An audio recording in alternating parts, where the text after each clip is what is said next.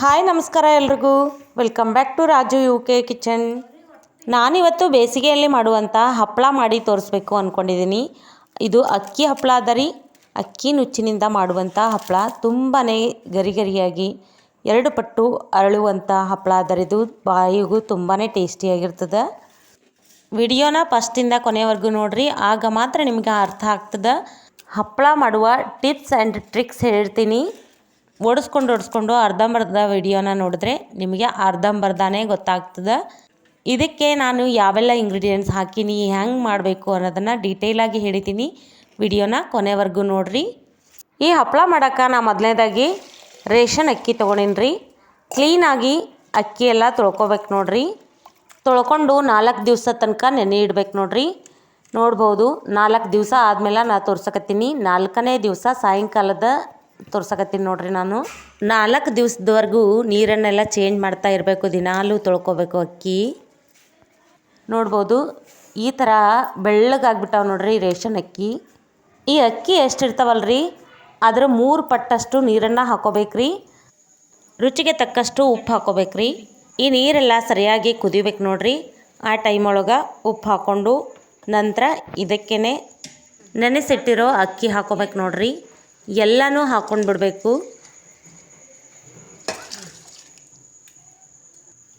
ಈಗ ನೋಡ್ರಿ ಈ ಮಿಶ್ರಣಕ್ಕೆ ಮಜ್ಜಿಗೆ ಹಾಕೊಳಗತ್ತೀನಿ ನೋಡ್ರಿ. ನಾನು ಮೊಸರನ್ನ ಕಡಿದು ಮಜ್ಜಿಗೆ ಮಾಡ್ಕೊಂಡೇನ್ರಿ. ನಿಮ್ಮ ಹತ್ರ ಮಜ್ಜಿಗೆ ಇದ್ದರೆ ಅದನ್ನೇ ಯೂಸ್ ಮಾಡಿರಿ. ಈ ಎಲ್ಲ ಮಜ್ಜಿಗೆನೂ ಇದ್ರೊಳಗೆ ಹಾಕ್ಕೊಂಡು ಬಿಡ್ಬೇಕ್ರಿ.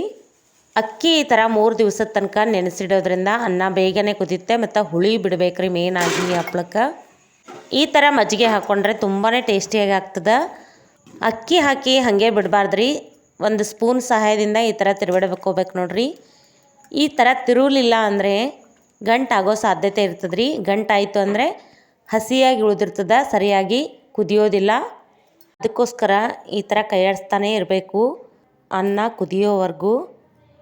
ಈ ಥರ ಸ್ಪೂನ್ ಸಹಾಯದಿಂದ ತಿರುವಾಡೋದ್ರಿಂದ ಅನ್ನ ಪೇಸ್ಟಾಗಿ ತುಂಬಾ ಚೆನ್ನಾಗಿ ಬರ್ತದ್ರಿ ಹಪ್ಪಳ ಮಾಡಲಿಕ್ಕೆ. ನೋಡಿರಿ ಈ ಥರ ಆಗ್ಯದ. ಸ್ವಲ್ಪ ಗಟ್ಟಿ ಅನ್ನಿಸ್ತಾ ಇದೆ. ಇದನ್ನೇ ಮತ್ತೆ ತಿರುವಾಡ್ತಾನೆ ಇರಬೇಕು ಈ ಥರ.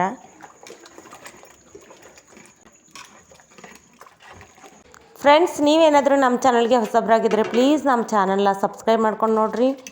ಬೆಲ್ ಐಕನ್ನ ಒತ್ತಿರಿ. ಹೀಗೆ ಮಾಡೋದ್ರಿಂದ ನನ್ನ ವಿಡಿಯೋದ ಪ್ರತಿಯೊಂದು ನೋಟಿಫಿಕೇಷನ್ ನಿಮ್ಮ ಮೊಬೈಲ್ಗೆ ಬರ್ತದೆ. ಆಗ ಫಸ್ಟ್ ವಿಡಿಯೋ ನೀವೇ ನೋಡ್ಬೋದು. ನೋಡಿರಿ ಈಗ ಅನ್ನ ಕುದ್ದು ಗಟ್ಟಿ ಆಗ್ಲಿಕತ್ತದ ನೋಡಿರಿ. ನೋಡ್ಬೋದು ಈ ಥರ ಆಗ್ಯದ. ಇದು ಇನ್ನೂ ಕುದಿಬೇಕು. ಕುದ್ದೆಲ್ಲ ಆದಮೇಲೆ ಈ ಥರ ಆಗ್ಯದ ನೋಡಿರಿ. ಈ ಹಂತದೊಳಗೆ ಸ್ವಲ್ಪ ಜೀರಿಗೆ ಹಾಕೋಬೇಕ್ರಿ. ಅದು ಆದಮೇಲೆ ಸ್ವಲ್ಪ ಎಳ್ಳು ಹಾಕೋಬೇಕು ನೋಡಿರಿ. ಬಿಳಿ ಎಳ್ಳನ್ನು ತೊಗೊಂಡಿನಿ. ನೀವು ಯಾವ ಎಳ್ಳಾದರೂ ನಡೀತದ್ರಿ. ಈ ಎಲ್ಲನೂ ಹಾಕಿ ಈ ಥರ ಎಳ್ಳು ಜೀರಿಗೆ ಹಾಕಿ ಸರಿಯಾಗಿ ತಿರ್ಬಾಡ್ಕೋಬೇಕಾಗ್ತದ್ರಿ. ಈ ಹಂತದೊಳಗೆ ಸರಿಯಾಗಿ ಮಿಕ್ಸ್ ಮಾಡ್ಕೋಬೇಕು ನೋಡಿರಿ. ಎಲ್ಲ ಉರಿನೂ ನಾ ತೆಗೆದುಬಿಟ್ಟಿನಿ ರೀ. ಬರೀ ಕಿಚನ್ ಮೇಲೆ ಆಗುವಂಥದ್ದು. ಮತ್ತು ನೀವು ಗ್ಯಾಸ್ ಮೇಲೆ ಏನಾದರೂ ಇಟ್ಟಿದ್ರೆ ಸ್ವಲ್ಪ ಸಣ್ಣದಾಗಿ ಇಟ್ಕೊರಿ ಗ್ಯಾಸ್ ಉರಿ. ನೋಡಿರಿ ಈಗ ಈ ಸ್ಪೂನ್ನ ನಾ ಪಕ್ಕಕ್ಕೆ ಇಟ್ಟು ಈ ಥರ ಕಟ್ಗಿದಿರೋದು ರೇವಿಗೆ ಅಂತೀವ್ರಿ ನಾವು ಇದನ್ನು. ಇದರಿಂದ ಇನ್ನೂ ಪೇಸ್ಟ್ ಚೆನ್ನಾಗಾಗಲಿ ಅಂತ ನಾ ಮಾಡ್ಕೊಳಕತ್ತೀನಿ. ನಿಮ್ಮ ಹತ್ರ ಹುಟ್ಟಿದ್ರೆ ಅದರಿಂದನಾದರೂ ಮಾಡ್ಕೊರಿ, ಅಥವಾ ಈ ಥರ ರೇವಿಗೆಯಿಂದಾದರೂ ಈ ಥರ ತಿರುವಾಡ್ಕೋಬೇಕ್ರಿ. ಸ್ವಲ್ಪ ಜೋರು ಹಾಕಿ ಗಟ್ಟಿಯಾಗಿ ಮಾಡ್ಕೋಬೇಕು. ಇದರಿಂದ ಅನ್ನ ತುಂಬಾ ಜಿಗಿ ಬರ್ತದೆ. ಹಪ್ಪಳ ಕೂಡ ಸೂಪರಾಗಿರ್ತಾವ್ರಿ. ಒಂದು ಕೂಡ ಕಟ್ಟಾಗೋದಿಲ್ಲ. ನೋಡ್ಬೋದು ಈ ಥರ ಆಗ್ಯದ. ಆದಷ್ಟು ಜೋರು ಹಾಕಿ ತಿರುವಾಡ್ಕೋರಿ. ನಾನು ಇದನ್ನು ಸಾಯಂಕಾಲನೇ ಕುದಿಸ್ತಾ ಇದ್ದೀನಿ. ಕುದಿಸಿಟ್ರೆ ಬೆಳಗ್ಗೆವರೆಗೂ ಗಟ್ಟಿ ಆಗಿಬಿಡ್ತದೆ. ಹಪ್ಪಳ ತಟ್ಕೊಳ್ಳೋಕ್ಕೆ ಈಸಿ ಆಗ್ತದೆ. ಈ ಥರ ಕುದಿಸಾದ್ಮೇಲೆ ನಾನು ಬೆಳಗ್ಗೆವರೆಗೂ ಮ್ಯಾಲೆ ಮುಚ್ಚಿ ಅಷ್ಟೇ ಬಿಟ್ಟಿದ್ದೆ. ಈಗ ನೋಡಿರಿ ಬೆಳಗ್ಗೆ ಈರುಳ್ಳಿನ ಸಣ್ಣದಾಗಿ ಕಟ್ ಮಾಡ್ಕೋಬೇಕು. ನೋಡ್ಬೋದು ಈ ಥರ ಕಟ್ ಮಾಡೀನಿ. ಇದನ್ನು ಅದೇ ಥರನೇ ಕಟ್ ಮಾಡ್ಕೋತೀನಿ. ಈಗ ನೋಡಿರಿ ಬೆಳಗ್ಗೆ ನಾನು ತೋರಿಸ್ತಾ ಇದ್ದೀನಿ. ನೋಡ್ಬೋದು ಈ ಥರ ಅನ್ನ ಆಗ್ಯದ ನೋಡಿರಿ. ಇಷ್ಟೊಂದು ಗಟ್ಟಿಯಾಗಿ ಆಗ್ಯದ. ನೋಡ್ಬೋದು ಈ ಥರ ಆಗಿದ್ರೆ ಹಪ್ಪಳ ತಟ್ಟಲಿಕ್ಕೆ ಪರ್ಫೆಕ್ಟಾಗಿ ಆಗಿರ್ತದೆ ನೋಡಿರಿ. ತುಂಬಾ ಈಸಿ ಆಗ್ತದ್ರಿ. ಈಗ ನೋಡಿರಿ ಇದಕ್ಕೆ ಕೆಲವೊಂದು ಐಟಮ್ಸ್ನ ಹಾಕಬೇಕು. ನಾನು ಒಲೆ ಮೇಲಿಂದ ಕೆಳಗೆ ಇಳಿಸ್ಕೊಂಡೀನಿ. ಈ ಥರ ಒಂದು ಲೇಯರ್ ಕಟ್ಟಿದಾಗಿ ಬಂದಿರ್ತದ್ರಿ ಅನ್ನದ್ದು. ಅದನ್ನು ತೊಗೊಂಡು ಬಿಡಬೇಕು. ನನಗಿಲ್ಲಿ ಜಾಸ್ತಿ ಕಟ್ಟಿ ಆಗಿರಲಿಲ್ಲ. ಒಂದು ಲೇಯರ್ ಬಂದಿರಲಿಲ್ಲ. ಹಾಗಾಗಿ ನಾನು ಹಾಗೇ ಎಲ್ಲನೂ ಮಿಕ್ಸ್ ಮಾಡ್ಕೊಳಕತ್ತೀನಿ ನೋಡಿರಿ. ಈ ಥರ ಎಲ್ಲನೂ ಸರಿಯಾಗಿ ಮಿಕ್ಸ್ ಮಾಡ್ಕೋಬೇಕು. ಇದು ಒಂದು ಹಿಟ್ಟಿನ ಹದಕ್ಕಾಗಿರ್ತದೆ ರೀ, ರೊಟ್ಟಿ ತಟ್ಟೋ ಹಿಟ್ಟಿನ ಹದಕ್ಕೆ. ಇದನ್ನೆಲ್ಲನೂ ಸರಿಯಾಗಿ ಈ ಥರ ಮಿಕ್ಸ್ ಮಾಡ್ಕೋಬೇಕು.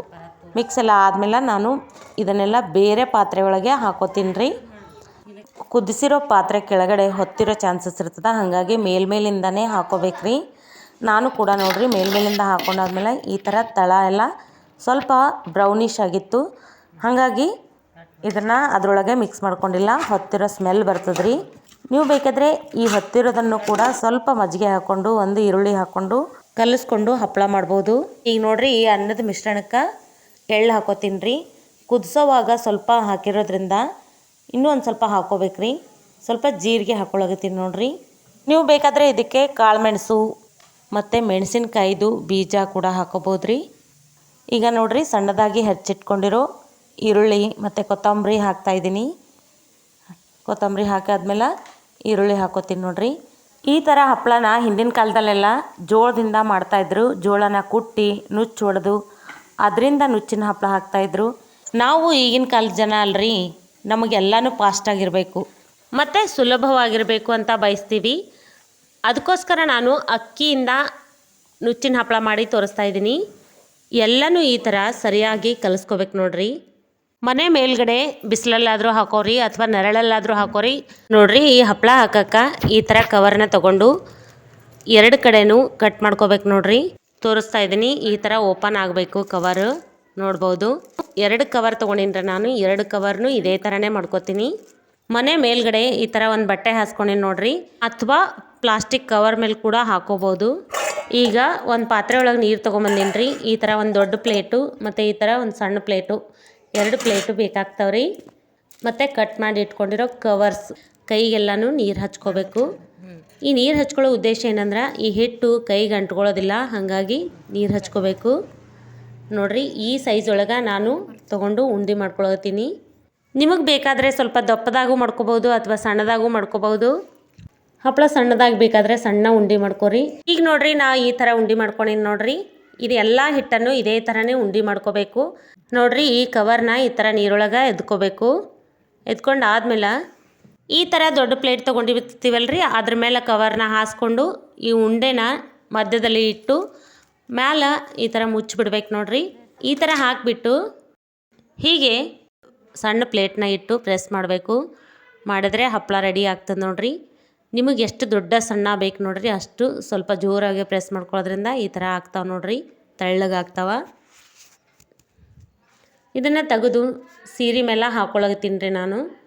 ಈ ಥರ ಸ್ಲೋ ಆಗಿ ಹಾಕೋಬೇಕು ನೋಡಿರಿ. ಬೇಗನೆ ಬೀಳಲಿಲ್ಲ ಅಂದರೆ ಸ್ವಲ್ಪ ಬೆರಳಿಂದ ಪ್ರೆಸ್ ಮಾಡ್ಕೋಬೇಕು ಮೇಲ್ಗಡೆಯಿಂದ. ಎಲ್ಲ ಹಪ್ಪಳನೂ ಇದೇ ಥರನೇ ಮಾಡುವಂಥದ್ದು ನೋಡ್ಬೋದು. ನಿಮ್ಮ ಸಹಾಯಕ್ಕೆ ಯಾರಾದರೂ ಇದ್ದರೆ ಇನ್ನೂ ಒಳ್ಳೆಯದು. ಒಬ್ಬರು ಉಂಡೆ ಮಾಡೋದು, ಒಬ್ಬರು ಈ ಥರ ಹಪ್ಪಳ ಮಾಡ್ಕೋಬೇಕು. ಯಾರಾದರೂ ಸಹಾಯಕ್ಕೆ ಇರಲಿಲ್ಲ ಅಂದರೆ ಮೊದಲು ಎಲ್ಲ ಉಂಡೆನೂ ಮಾಡಿಕೊಂಡು ನಂತರ ಇದೇ ಥರ ಹಪ್ಪಳನ ಮಾಡ್ಕೊರಿ. ಈ ಥರ ಏನಾದರೂ ಅಂಟುಕೊಂಡಿದ್ರೆ ಅದಕ್ಕೆ ಸ್ವಲ್ಪ ನೀರು ಅಂಟ್ಕೊಂಡ್ಬಿಟ್ಟು ಕ್ಲೀನ್ ಮಾಡಿಕೊಂಡು ಮತ್ತೆ ಹಪ್ಪಳ ಮಾಡ್ಕೋಬೇಕು. ಇಷ್ಟು ಹಪ್ಪಳನ ನಾನು ಹಾಕ್ಕೊಂಡಿನಿ ರೀ. ಉಳಿದಿರೋ ಎಲ್ಲ ಹಿಟ್ಟನ್ನು ಇದೇ ಥರ ಹಾಕೋಬೇಕ್ರಿ. ಇಷ್ಟೊಂದು ಉಂಡೆಗಳು ಅದಾವೆ ನೋಡಿರಿ. ಇನ್ನು ನೋಡಿರಿ ಬೆಳಗ್ಗೆ ಹಾಕಿದರೆ ಸಾಯಂಕಾಲದಷ್ಟೊತ್ತಿಗೆ ಬಿಸಿಲಲ್ಲಿ ಈ ಥರ ಆಗಿರ್ತಾವೆ. ಬೆಳಗ್ಗೆ ಬೇಗನೆ ಹಾಕೋದ್ರಿಂದ ಬಿಸಿಲು ಕೂಡ ತುಂಬಾ ಹತ್ತೋದಿಲ್ಲ. ಒಂದು ವೇಳೆ ಬಿಸಿಲು ಏನಾದರೂ ಆಗಿದ್ದರೆ ನೀವು ನೆರಳಲ್ಲೇ ಹಾಕ್ಕೊಂಡು ಸ್ವಲ್ಪ ಈ ಥರ ಆದ ಕೂಡಲೇ ಬಿಸಿಲಿಗೆ ಹಾಕಬೇಕು. ಈ ಥರ ಆದ ಕೂಡಲೇ ಬಟ್ಟೆ ಮೇಲಿಂದ ಹಪ್ಪಳನ ಬಿಚ್ಚಬೇಕು. ಇದನ್ನು ತೆಗಿಯೋಕ್ಕೂ ಒಂದು ಟ್ರಿಕ್ಸು ಮತ್ತು ಟಿಪ್ಸು ಇದೆ ನೋಡಿ. ಈ ಥರ ಬಟ್ಟೆನ ಜಗ್ಕೊಂಡು ಹಪ್ಪಳನ ಎಳೆದ್ರೆ ಬಂದುಬಿಡುತ್ತೆ ಈಸಿಯಾಗಿ. ಗಂಜಿ ಹಪ್ಪಳಕ್ಕೆ ಬೇಕಾಗೋಷ್ಟು ಬಿಸಿಲು ಕೂಡ ಬೇಡ ನೋಡಿರಿ. ಈ ಥರ ಕಿತ್ಬೋದು. ಈ ಥರ ಕಿತ್ತಕ್ಕೆ ನಿಮಗೆ ಹೆವಿ ಆಗ್ತಾಯಿದೆ, ಮುರಿತಾ ಇದೆ ಅಂದಾಗ ಈ ಥರ ಬಟ್ಟೆನ ಹಾಕಿರ್ತೀವಲ್ರಿ, ಈ ಬಟ್ಟೆನ ಸ್ವಲ್ಪ ಮಡಚ್ಬೇಕು ನೋಡಿರಿ. ಮೇಲಿನ ಪದರ ತೊಗೊಂಡು ಈ ಥರ ಮಡಚಿ ನೀರು ಹೊಡಿಬೇಕ್ರಿ. ಈ ಥರ ಹೀಗೆ ನೀರು ಹೊಡೆಯೋದ್ರಿಂದ ಈಸಿಯಾಗಿ ಹಪ್ಪಳ ಬರ್ತಾವೆ ನೋಡಿರಿ. ನೀರು ಹಾಕಿರೋದ್ರಿಂದ ನೋಡಿರಿ ಎಷ್ಟು ಸುಲಭವಾಗಿ ಹಪ್ಪಳ ಸೀರೆ ಮೇಲಿಂದ ಬರ್ತಾಯಿದೆ. ಈ ಥರ ಹಪ್ಪಳ ಎಲ್ಲ ರೆಡಿ ಆದಮೇಲೆ ಚಲೋ ಹೊತ್ನಾಗೆ ಬಿಸಿಲಾಗ 2-3 ದಿವಸ ಒಣಾಕಿ ತೆಗಿಬೇಕು ನೋಡಿರಿ. ಸ್ವಲ್ಪ ಏನಾದರೂ ಹಸಿಯಾಗಿದ್ದರೆ ಈ ಈರುಳ್ಳಿ ಹಾಕಿರೋದ್ರಿಂದ ಹುಳ ಹತ್ತೋ ಚಾನ್ಸಸ್ ಇರ್ತದೆ. ಚಲೋತ್ನಾಗೆ ಒಣಗಿಸಿ ಎತ್ತಿಡೋದ್ರಿಂದ ವರ್ಷಾನುಗಟ್ಲೆ ಇಟ್ಕೊಂಡು ತಿನ್ಬೋದು. 1 ವರ್ಷ ಇಟ್ಟರೂ ಕೂಡ ಏನೂ ಆಗೋದಿಲ್ಲ. ನಾನಿಲ್ಲಿ 1 ಸೇರಷ್ಟು ಅಕ್ಕಿಯಿಂದ ಮಾಡಿದ್ದೀನಿ ರೀ ಹಪ್ಪಳ. 1 ಸೇರು ಅಕ್ಕಿಗೆ ಇಷ್ಟೊಂದು ಹಪ್ಪಳ ಆಗ್ಯಾವ ನೋಡ್ರಿ. ನೋಡ್ಬೋದು ಎಳ್ಳು ಮತ್ತು ಜೀರಿಗೆ ಈರುಳ್ಳಿ ಹಾಕಿರೋದ್ರಿಂದ ಎಷ್ಟೊಂದು ಚೆನ್ನಾಗಿ ಕಾಣಿಸ್ತಾ ಇದೆ ಹಪ್ಪಳ. ಟೇಸ್ಟ್ ಕೂಡ ತುಂಬಾ ರುಚಿಯಾಗಿರ್ತದೆ ರೀ. ಈ ಹಪ್ಪಳ ಕರೆದು ಕೂಡ ತೋರಿಸ್ತೀನಿ ಬರ್ರಿ ನಿಮಗೆ. ನಾನಿಲ್ಲಿ ಸ್ವಲ್ಪ ಎಣ್ಣೆ ಹಾಕ್ಕೊಂಡೇನಿ ರೀ ಒಂದು ಕಡಾಯಿದೊಳಗೆ.